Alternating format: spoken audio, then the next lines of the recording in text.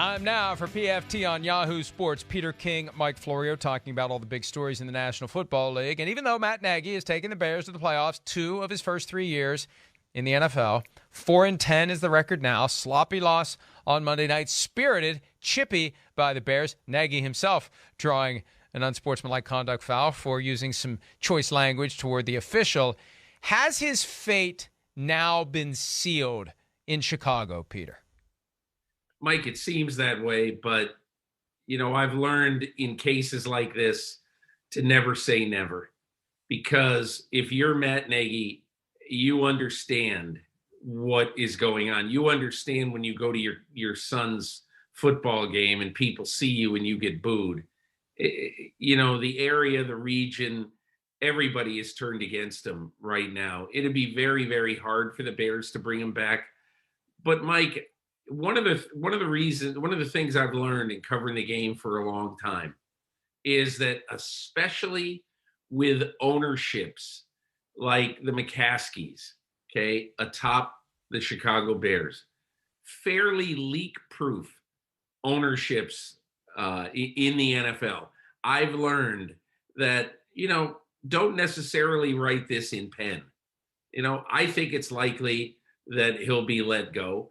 But I definitely don't think that when I think about it, I don't say to myself, it's absolutely unequivocally done. I think most people do, and it will not surprise me. But I'll like to wait and see till the last day of the or to the day after the season. I think back to the report from 4 weeks ago from Mark Conkle, who won a Pulitzer a decade ago with the Chicago Sun-Times, and he reported that the Bears were planning to fire Nagy after the Thanksgiving game against the Lions, and the Bears were very quiet for a few hours after that, which was odd and conspicuous, but they ended up keeping Nagy. It just makes me wonder what's really going on behind the curtain. And the problem is, right, Peter, from my perspective, there's a degree of dysfunction within the Bears. And the problem with dealing with, from our perspective, analyzing, assessing, trying to predict what a team that has some dysfunction in it will do, you can't account for how the dysfunction is going to factor into what we would think would be rational, reasonable decisions based upon the years we've been covering the sport. Right. And look, the other part of it is that, and again, I know this is going to sound Pollyanna-ish a little bit, but I would say overall, when Justin Fields has played, he has not been very impressive. You see sparks, you see signs, but, he's not completing 60% of his passes. He's got a minus touchdown to interception rate. He's got a low quarterback rating, all those things. Look, he's a rookie quarterback. I get it. It's going to take time. But I think if he had played a little bit better, because remember, Nagy very famously at the start of the year said to me, and I'm sure he said it to others too, that I am not playing Justin Fields until he's ready. And this is about 15 years. It's not about 2 years. And Fields just has come out when he has played, sometimes when he's forced to play because of injury to Andy Dalton, and sometimes just when he has been picked to play, he just has not played very well. And that can't be a good mark in Matt Nagy's column.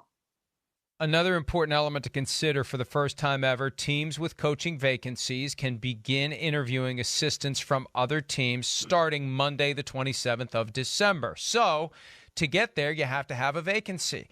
When will teams clear the decks? And would it be stunning if the Bears clear the decks this week? Would it be stunning if they clear them on Sunday night and prepare to catch up to the likes of the Raiders and the Jaguars? And the Jaguars fired their coach just after midnight on Thursday. So who knows what's going to happen and when it's going to happen. But, Peter, this new rule could spark dominoes falling all throughout the league as teams who know they're going to fire their coach after the season get started now so they can start interviewing these candidates who are going to be interviewed by others.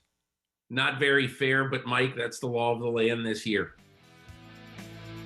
Merry Christmas to all those coaches out there who have to worry about the axe that may be falling. We'll see you next time. Merry Christmas to all of you, too. Hi, I'm Mike Tirico, and thanks for watching.